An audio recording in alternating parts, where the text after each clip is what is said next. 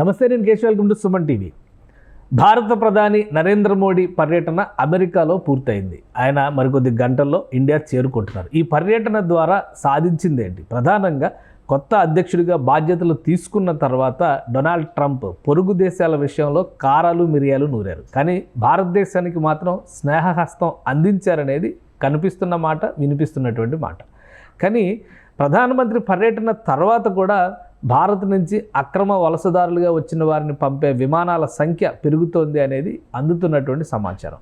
So అసలు ప్రధాని పర్యటన ద్వారా భారతదేశానికి కలిగినటువంటి ప్రయోజనాలు ఏంటి? డొనాల్డ్ ట్రంప్ మైత్రి వలన దక్షిణాసియాలో ఎలాంటి అడ్వాంటేజ్ ఇండియాకి రాబోతుంది? ఈ అంశాలను విశ్లేషించేటువంటి ప్రయత్నం చేద్దాం. మనతో పాటు ఆంధ్రప్రదేశ్ బీజేపీ అధికార ప్రతినిధి పెద్దిరెడ్డి రవికిరణ్ గారు ఉన్నారు. రవికిరణ్ గారు నమస్కారం. సార్ కేశవ్ గారు, మీకు సుమన్ టీవీ వీక్షకులందరికీ నమస్కారం అండి.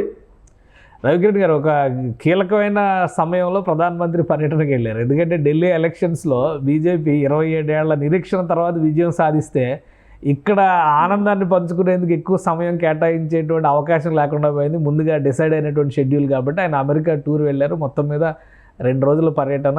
ఓవరాల్గా విదేశీ పర్యటన చూస్తే కనుక 5 రోజుల పర్యటనలు పూర్తి చేసుకొని ఆయన వస్తున్నారు. ఏంటి అమెరికా ఇండియా ఈ మైత్రి బంధం పరిస్థితి ఏంటి? వీళ్ళ చర్చల సారాంశం కానీ, ప్రధానమంత్రి పర్యటన తర్వాత కానీ ఇండియాకి కలుగుతున్నటువంటి ప్రయోజనాలు ఏంటి?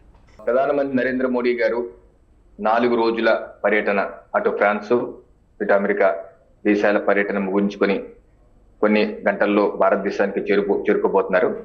ఈ విజయవంతమైనటువంటి పర్యటన పూర్తి చేసిన సందర్భంగా భారతదేశ ప్రజల తరఫున వారికి అభినందనలు, శుభాకాంక్షలు అండి.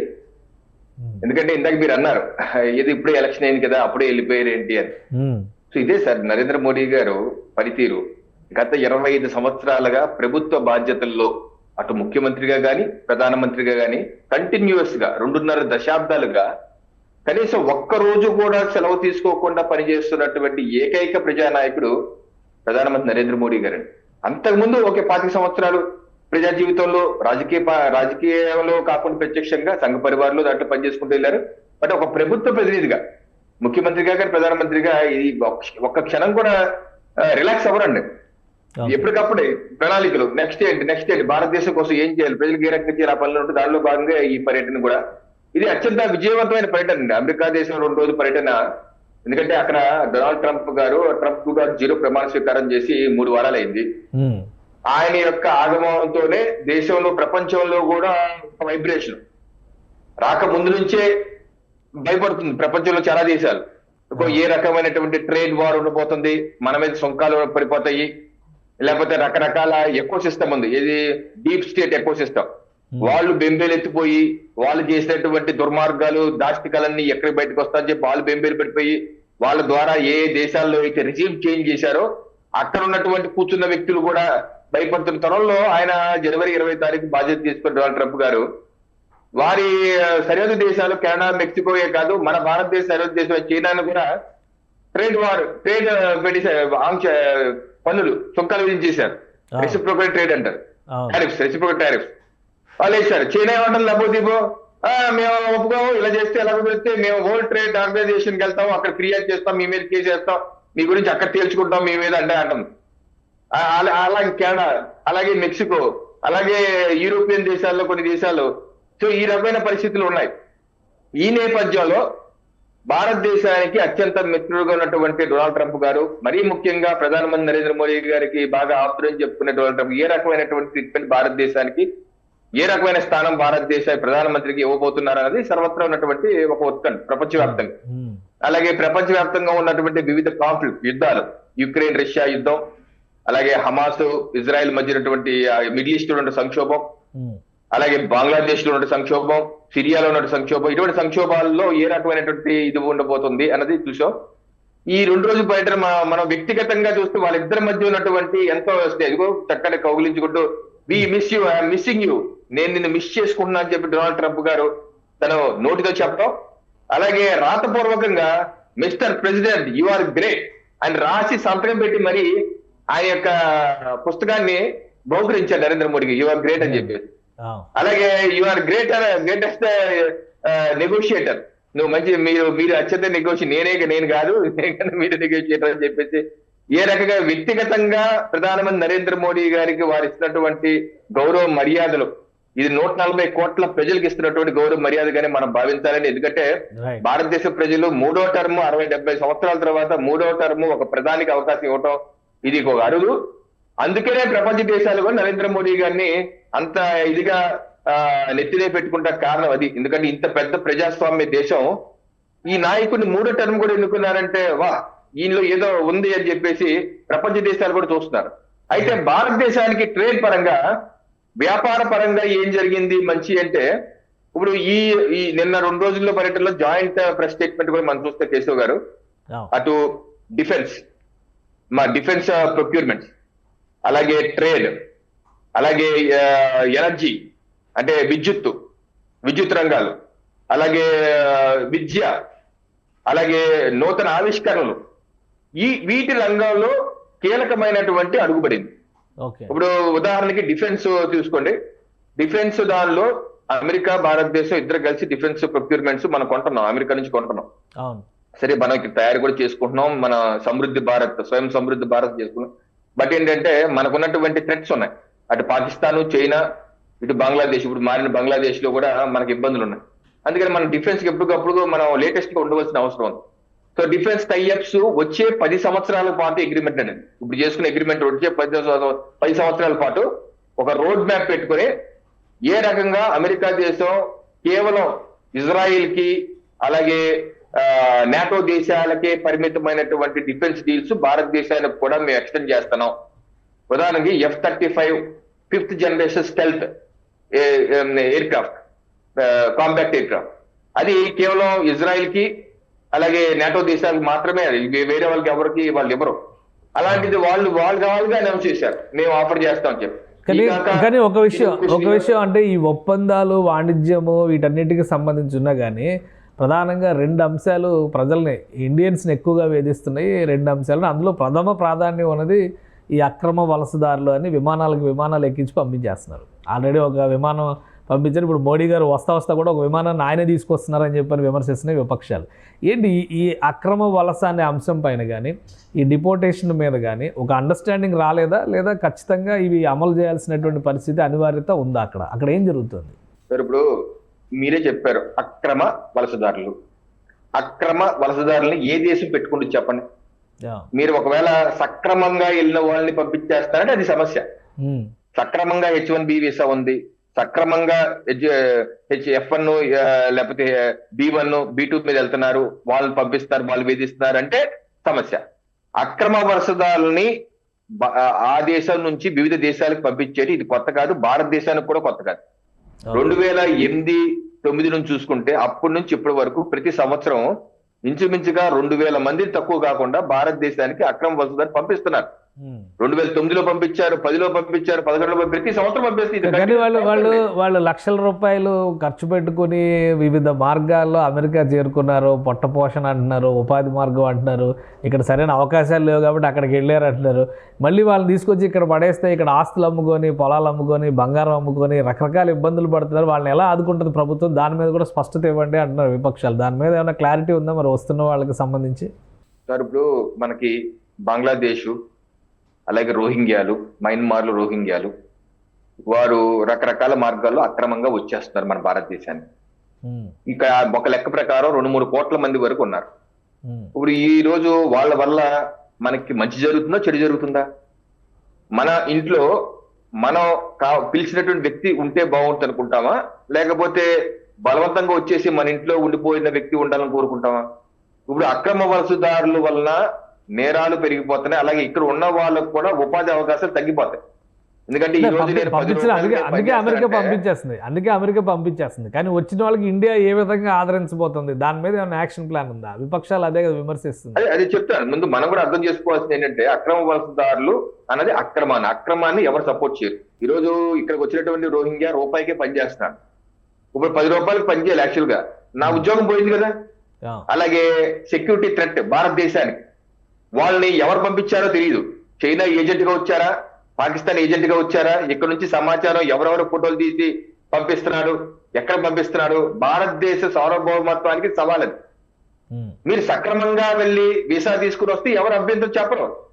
సో ఎలాగ మనం ఏ రకంగా వాళ్ళని ఇక్కడ మనం పెట్టుకోమో వాడి ఉంటే పక్కలో బల్లెం పెట్టుకుని ఉంటే పక్కలో పావును పెట్టుకుని ఉంటే ప్రమాదమే కదండి.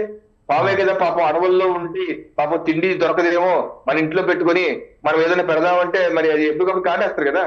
సో అక్రమం అనేది పద్ధతి కాదు. ఒకటి.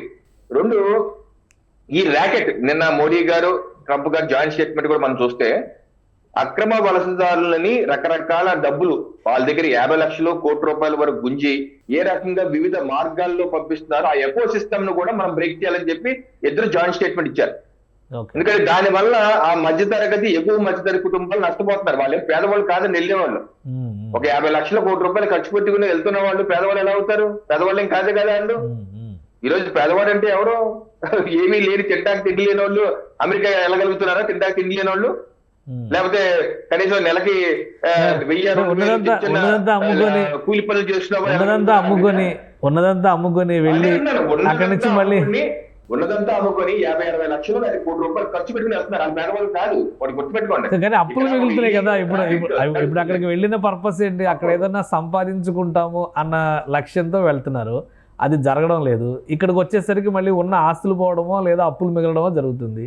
అలాంటి వాళ్ళకి ఉపాధి మార్గం ఏంటి అనేది విపక్షాలు వేస్తున్నటువంటి ప్రశ్న. దాని మీద ప్రభుత్వం సరైనటువంటి వివరణ ఇవ్వడం లేదు. దొంగ పనులు చేసే వాళ్ళు దొరికిపోతారు కదా సార్. దొంగకి ఏ రకంగా అవకాశం ఉంటది? ఇప్పుడు మనం ఎన్ని ఇప్పుడు బంగ్లాదేశ్ లో కూడా ఆస్తులన్నీ అమ్మేసుకుని ఇండియాలో ఉంటాడు, వాడిని ఉన్నద్దాము అని ఎట్లా కదా మనమైతే అనుకోము. అలాగే ఇక్కడ నుంచి అమ్మేసుకొని అమెరికాకి కోటి రూపాయలు ఖర్చు పెట్టి వెళ్ళిపోతున్నాడు. పాపం ఇక్కడ ఉండలేకపోతాడు. ఇక్కడ ఉండలేకేం కాదు కదా. ఇప్పుడు 50 లక్షల కోట్ల రూపాయలు ఖర్చు పెట్టి ఇక్కడ ఉండలేక ఉపాధి అవకాశాలు లేకేం కాదు కదా సార్. అంత 50 లక్షల కోట్ల రూపాయలు ఉన్నవాడు పేదవాడు ఎలా అవుతాడు? వాళ్ళకి ఇంకా ఎక్కువ కావాలి. అత్యాశ ఒక రకంగా చెప్పాలంటే అత్యాశతో వెళ్ళి దొంగ మార్గంలో వెళ్ళి సక్రమంగా వెళ్ళండి అయ్యా. వీసా తీసుకుని వెళ్ళండి అయ్యా. వచ్చిన వాళ్ళందరినీ పంజాబ్ లోనే ల్యాండ్ చేస్తున్నారు. అక్రమ వలసలు పంజాబ్ నుంచి, గుజరాత్ నుంచి, రాజస్థాన్ నుంచి ఎక్కువ జరుగుతున్నాయా? నేను అమెరికాలో వర్క్ చేశానంటే కొన్ని సంవత్సరాలు. అప్పుడు నేను కూడా విస్తృతంగా ఇండియన్ స్ట్రీట్స్ లో కూడా ఉండేవాడిని. ఉదాహరణకి షికాగోలో దివాన్ స్ట్రీట్ అని ఉంటుంది. దివాన్ స్ట్రీట్ లో ఎక్కువగా హోటల్స్, పటేల్ బ్రదర్స్ అని హోటల్స్, ఎన్ని రేషన్ మన డిమార్ట్ లాగా పెద్ద స్టోర్స్ ఉంటాయి. అక్కడ చిన్న చిన్న ఇల్లు ఉంటాయి. ఆ ప్రాంతాల్లో చిన్న హెయిర్ సెలూన్స్ అన్ని చూసి అక్కడ కూడా వెళ్ళి 4 రూపాయలు తక్కువ అక్కడ హెయిర్ కట్ చేయించుకునేవాడు. ఆయా ప్రాంతాల్లో అప్పట్లోనే, నేను 2005 మాట చెప్తున్నాను, 20 ఏళ్ల క్రితం మాట కూడా చెప్తున్నాను, అప్పట్లోనే ఆ టాక్ ఉండేది. ఇల్లీగల్ గా ఇక్కడ వచ్చేసి ఇక్కడ చిన్న ఇంట్లో లాంటిలో అంతకుండా ఉండిపోయి వాళ్ళు ఇక్కడే సెటిల్ అయిపోయి ఎందుకంటే వాళ్ళు ట్రేస్ అవుట్ చేయడం కూడా కష్టం అని చెప్పి అంటుండేవారు. సో అలాగే ఇల్లీగల్ ఇమిగ్రెంట్స్ ఎవరైతే ఉన్నారో వాళ్ళందరినీ ట్రేస్ అవుట్ చెయ్యాలి అని చెప్పేసి, అలాగే నేను మీ పాయింట్ కి వస్తాను. దానిలో ఎక్కువ మంది ఎవరు ఉండేవారు? గుజరాతీలు, వీళ్ళు ఉండేవాళ్ళు. మన దక్షిణ భారతదేశం నుంచి తక్కువేనండి. ఎందుకంటే ఆ పటేల్ బ్రదర్స్ ఎవరు? గుజరాత్ వాళ్ళు, పటేల్ బ్రదర్స్. అటువంటి వాళ్ళు ఎక్కువ పంజాబ్, హర్యానా ఈ ప్రాంతం నుంచి వెళ్ళిలో ఎక్కువగా మనకి కనబడ్డారు. మన సౌత్ ఇండియా నుంచి వెళ్ళిన టెక్కీస్ అండి, టెక్నాలజీ పీపుల్. మనం చదువుకొని మన నాలాగా బీటెక్ చదువుకొని వెళ్ళి అక్కడ ఉద్యోగాలు చేసిన వాళ్ళు, కానీ మన దక్షిణ భారతదేశం నుంచి ఇల్లీగల్ గా వెళ్ళిన వాళ్ళు ఉండరండి పెద్దగా. నాకు తెలిసి పెద్దగా వాళ్ళు ఎవరన్నా ఉంటే ఎవరుంటారంటే వీసా ఎక్స్పైర్ అయిపోయి వీసా ఎక్స్టెండ్ కోసం కొంచెం వెయిట్ చేస్తుంటారు. అలా కొంతమంది ఉంటారేమో. కానీ దక్షిణ భారతదేశం నుంచి ఎక్కువగా ఇల్లీగల్ గా ఇలాగా ఇది బోర్డర్ దాటేసి నేపాల్ బోర్డర్ ఆ దాటి వెళ్ళే వాళ్ళు ఎక్కువ దక్షిణ భారతదేశంలోనే, సారీ ఉత్తర భారతదేశంలోనే ఉంటారు, నార్త్ ఇండియాలోనే ఉంటారండి. వాళ్ళనే ఎక్కువ నేను చూసేవాడిని. అక్కడ సౌత్ ఇండియన్స్ ఎక్కువ చూసేవాడిని కాదు, అక్కడ తక్కువ. ఇంకోటి మోడీ గారి టూర్ లో ఎక్కువ డిస్కషన్ జరిగింది తీవ్రవాదాన్ని కట్టడి చేయడము, అలానే ముంబై టెర్రర్కి సంబంధించి నేరస్తులు, నిందితులు, అనుమానితులు వాళ్ళ అప్పగింత అక్కడ ఆ విషయంలో ఒక డెవలప్మెంట్ జరిగింది. సో దీనివల్ల ఎటువంటి ఫర్దర్గా ఇన్వెస్టిగేషన్కి ఎటువంటి సహకారం లభించే అవకాశం ఉంది? మొన్న జాయింట్ ప్రెస్ మీట్ లో ప్రెసిడెంట్ ట్రంప్ గారిని ప్రెస్ వాళ్ళు అడిగారు, బైడెన్ అడ్మినిస్ట్రేషన్ లో భారతదేశానికి ఎంతో ఇబ్బందులు పెట్టారు. సో అది ఆఖరికి వాళ్ళ భారతదేశ సీక్రెట్ ఏజెంట్లు కూడా ఇక్కడ ఏదో మీరు కేసులు పెట్టి వేధించే ప్రయత్నం చేశారు. దీని మీద మీ యొక్క స్టాండ్ ఏంటి అంటే ప్రెసిడెంట్ ట్రంప్ గారు చాలా స్పష్టంగా చెప్పారు, కరెక్ట్, మీరు బైడెన్ అడ్మినిస్ట్రేషన్ భారతదేశానికి చాలా ఇబ్బంది పెట్టింది. ఓ రకంగా 2024 ఎన్నికల్లో కూడా ప్రభావితం చేసే విధంగా చేశారు. దాన్ని డినై చేయలేదు ట్రంప్ గారు. ఓకే. అలాగే యుఎస్ఏ ఎయిడ్, దాని ఎయిడ్ రూపంలో వచ్చేటువంటి సహకారం ఎవరికి ఇచ్చారు? డీప్ స్టేట్ కి. అలాగే ఈ మేధావులు ముసుగులో ఉన్నటువంటి ఈ కమ్యూనిస్టు బ్యాచ్లు, అర్బన్ నక్సలైట్లు, పొద్దున టీవీలో ప్రొఫెసర్లను వచ్చేస్తుంటారు. ఇటువంటి బ్యాచ్లకి అందరికి యుఎస్ ఎయిడ్ అని చెప్పేసి ఇచ్చారు భారతదేశ అస్థిరపరచడానికి.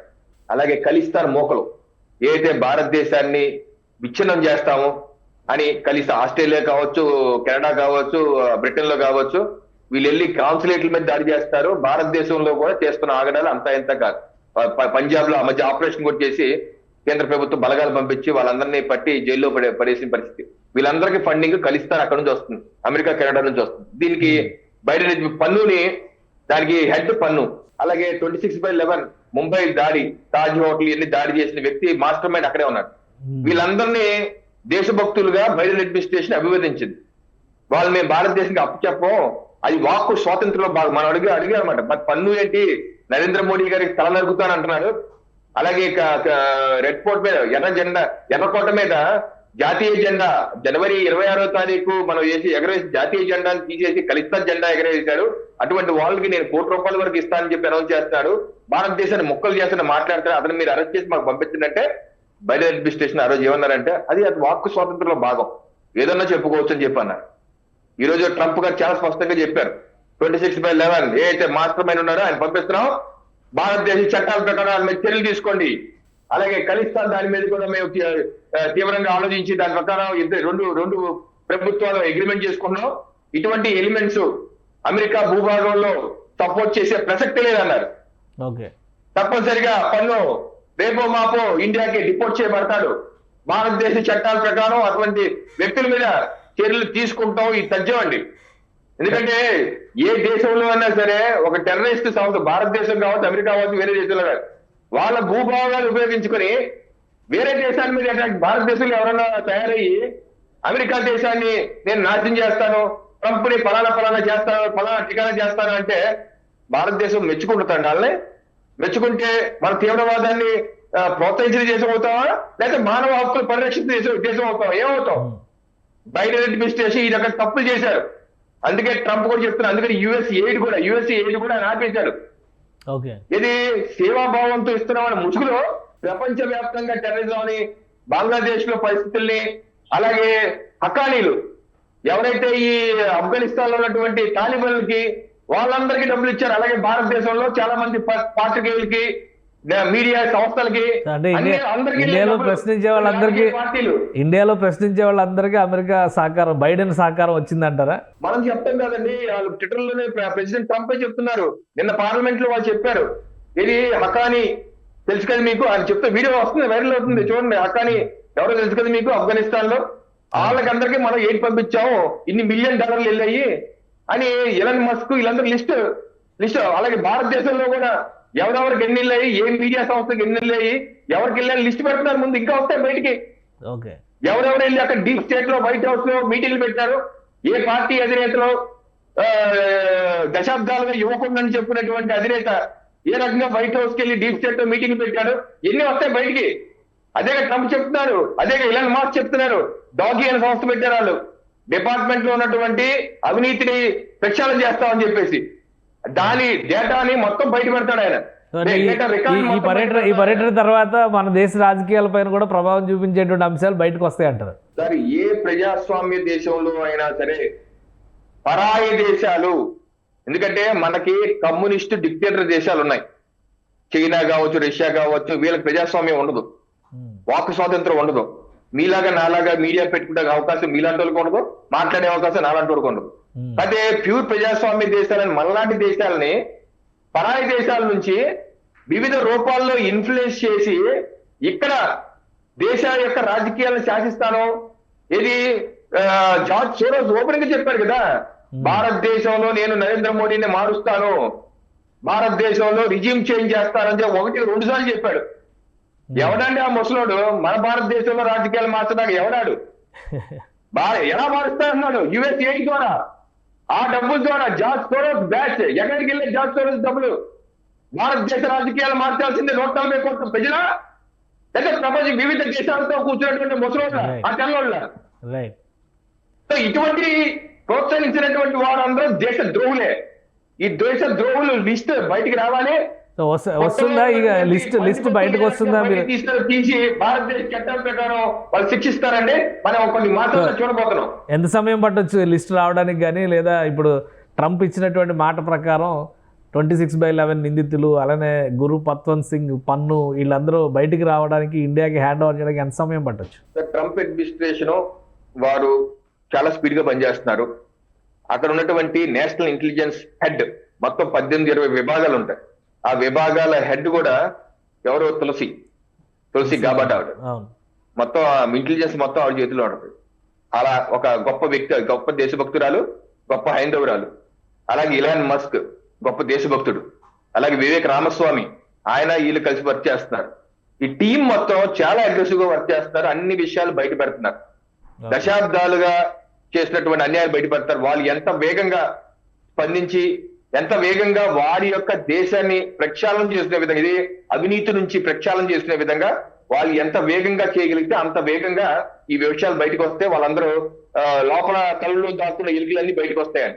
వాళ్ళు వేగం చూస్తుంటే ఎన్నో నెలలు పట్టదు, చాలా ఫాస్ట్. ఎందుకంటే వాళ్ళకి 4 ఏళ్ళకి ఒకసారి ఎన్నికలు, మళ్ళా 5 ఏళ్ళుగా ఒకసారి కూడా కాదు, 4 ఏళ్ళకి ఒకసారి ఎన్నికలు. సో వాళ్ళ టైం కూడా తక్కువే. They have to act fast. వాళ్ళు ఎంత ఫాస్ట్ గా వర్క్ చేస్తే అంత ఫాస్ట్ గా మనకి భారతదేశానికి న్యాయం జరుగుతుంది, ఇక్కడ జస్టిస్ జరుగుతుంది. రైట్. థ్యాంక్ యూ రవికిరణ్ గారు, మీ అభిప్రాయాలు తెలియజేసినందుకు. ఇది ప్రధానమంత్రి పర్యటన అమెరికాలో విజయవంతమైంది. అలానే భారతదేశం అమెరికా మధ్య మైత్రి మరింత బలపడబోతోంది. దేశాన్ని విచ్ఛిన్నం చేసే దిశగా గతంలో స్టేట్మెంట్స్ ఇచ్చినటువంటి ప్రతి ఒక్కరిని ట్రంప్ అడ్మినిస్ట్రేషన్ అదుపులోకి తీసుకుంటుంది. భారతదేశ చట్టాల ప్రకారం శిక్షించేందుకు అవసరమైనటువంటి ఏర్పాట్లను కేంద్ర ప్రభుత్వం కూడా చేస్తుందని చెప్పని రవికిరణ్ గారు విశ్లేషిస్తున్నారు. ఇక ఈ అక్రమ వలసదారుల విషయంలో ఒక స్పష్టమైన విధానాన్ని కేంద్ర ప్రభుత్వం అనుసరిస్తుంది. ఏ దేశంలో అయినా కానీ అక్రమంగా చొరబడేటువంటి వాళ్ళని ఉపేక్షించేటువంటి అవకాశం ఉండదు. అయితే వాళ్ళని ఇండియా తరలించిన తర్వాత తీసుకోవాల్సినటువంటి చర్యలపైన కూడా కేంద్రం ఫోకస్ పెడుతుందని విశ్లేషిస్తున్నారు. ఇది స్పెషల్ డిస్కషన్. Keep watching.